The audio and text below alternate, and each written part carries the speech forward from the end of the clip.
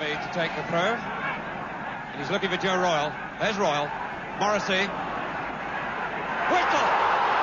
Ball!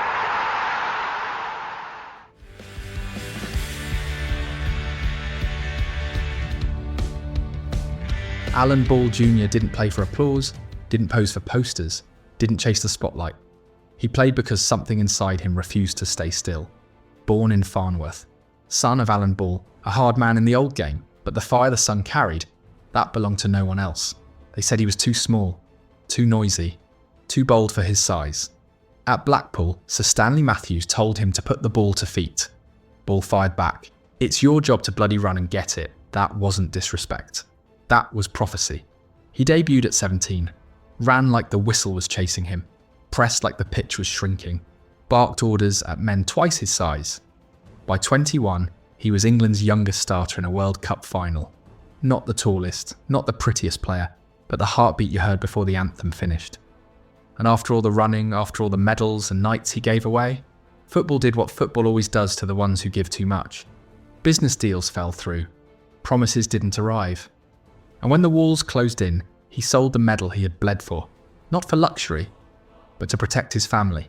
That's not shame. That's the quiet controversy of this game. Football builds its legends with one hand and forgets them with the other. He watched people who once praised him walk past him like they never knew what he carried. Not because he failed them, but because he reminded them what real work looks like. Alan Ball Jr. was never too loud. He was simply the truth in a room full of whispers. Subscribe because football forgets its engines. We won't. Everton didn't just sign a player, they found their fire. When Alan Ball Jr. walked through the gates in 1966, he didn't arrive quietly. He arrived like thunder in boots. A World Cup winner at just 21, the smallest man in the team, but the loudest heartbeat in the stadium. In the centre of the pitch, three names began to move as one. Harvey, Kendall, Ball, the Holy Trinity. It wasn't hype, it was gospel. Everton pulsed through them. And Ball, he was the one who bled for it most. He barked orders. He threw tackles. He sprinted when others stalled, wore white boots when others hid in black. He didn't follow rhythm, he set it. In 1970 they were crowned champions. Everton back on top.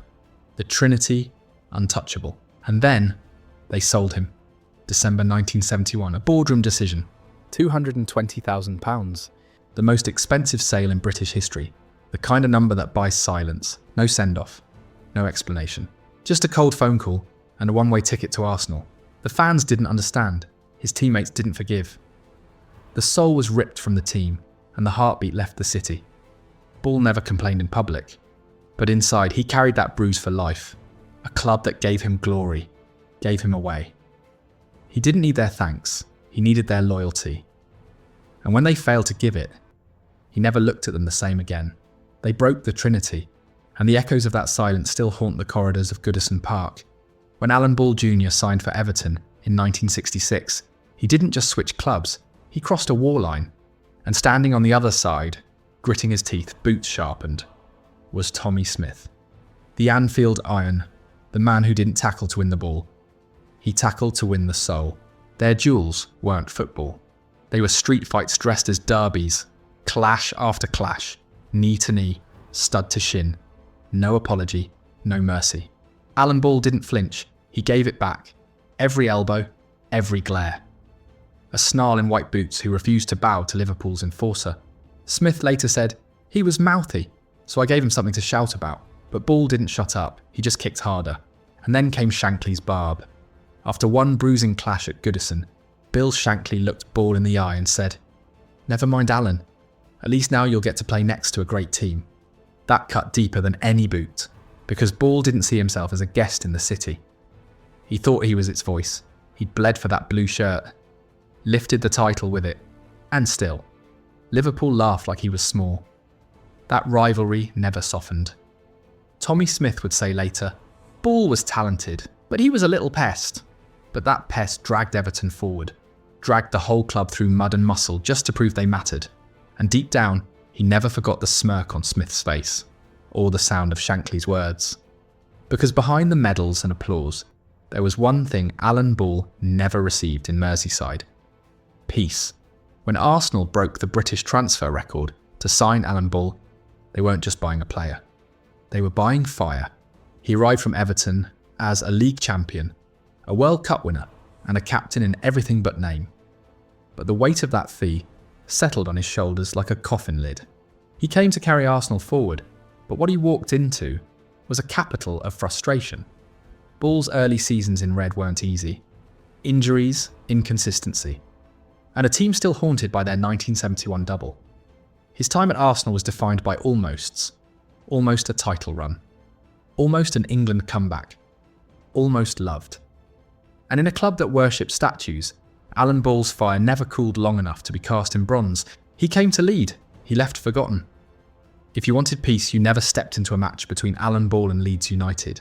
This wasn't football. This was trench warfare. And Billy Bremner and Norman Hunter were the front line. Ball didn't just face Leeds. He raged against them.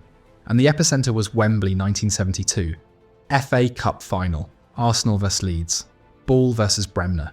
It started in the tunnel. No smiles. No words. Just that stare from Bremner.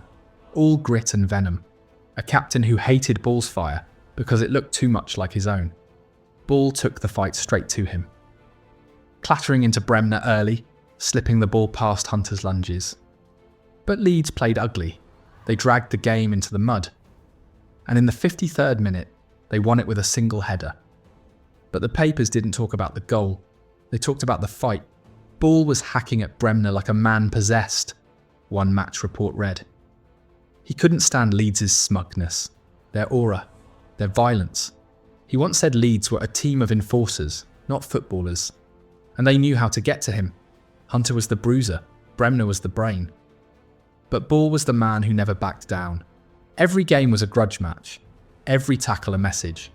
He'd leave the pitch bleeding. But not 1 inch conceded, because for Ball, Leeds represented everything he despised about how football rewarded the ruthless, but forgot the honest fire of those who bled for the shirt. And in the end, Leeds won more, but they never silenced him. Not in the press, not in the tunnel, not in memory. Ball took more from them than they ever admitted, but left scars of his own. June 6, 1973. Chorzów, Poland. A World Cup qualifier that was meant to be routine. But Alan Ball's name would be the one the world remembered. For all the wrong reasons. England needed a result. Poland needed a miracle. And Ball? He needed a war. Early in the second half, he clashed with Lesław Ćmikiewicz. A hard tackle, a tangle of legs, then the shove. The referee didn't hesitate. Straight red. Alan Ball, the World Cup hero, the engine of 1,000 England moves, was gone. The first Englishman ever sent off in a World Cup qualifier. He walked off not with anger, but with disbelief. Like a man who couldn't understand how years of loyalty could be erased with one card. England lost 2-0. The headlines didn't forgive. The fans didn't forget. And Ball? He felt the cut deeper than most. He later said, "That red wasn't just for Chorzów. It was for everything I'd ever done with too much passion." And maybe he was right, because that night in Poland wasn't the beginning of the end. It was the end of the beginning. Ball never wore the 3 lions with the same weight again. He came back, but something had changed. In the media, in the dressing room, inside himself, and in the quiet corners of English football memory, you'll still find Chorzów. Still burning, still blamed, still misunderstood. Alan Ball didn't lose that match alone, but he carried the shame of it like he did. And England, they missed the 1974 World Cup. And they never again looked the same. He gave everything to England, every drop of energy, every sprint, every scream, every scar. And in 1975, when Don Revie made Alan Ball his captain, it felt like justice had finally been served.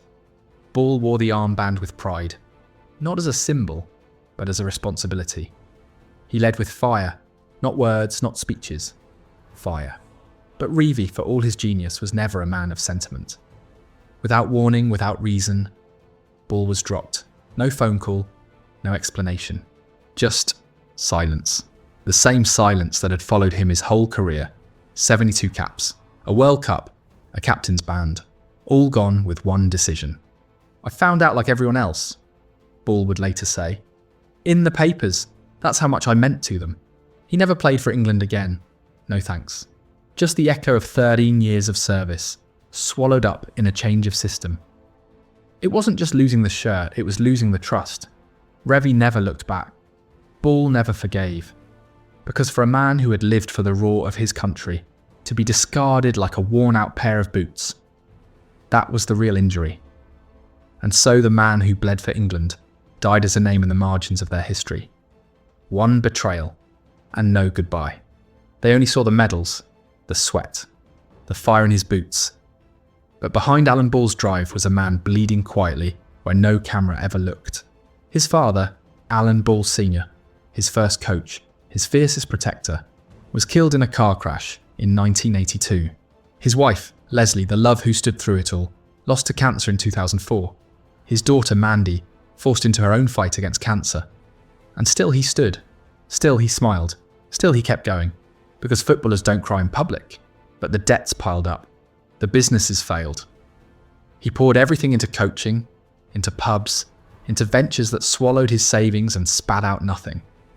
One day, he made a decision no World Cup winner should face. He sold his 1966 World Cup winner's medal. And the cap.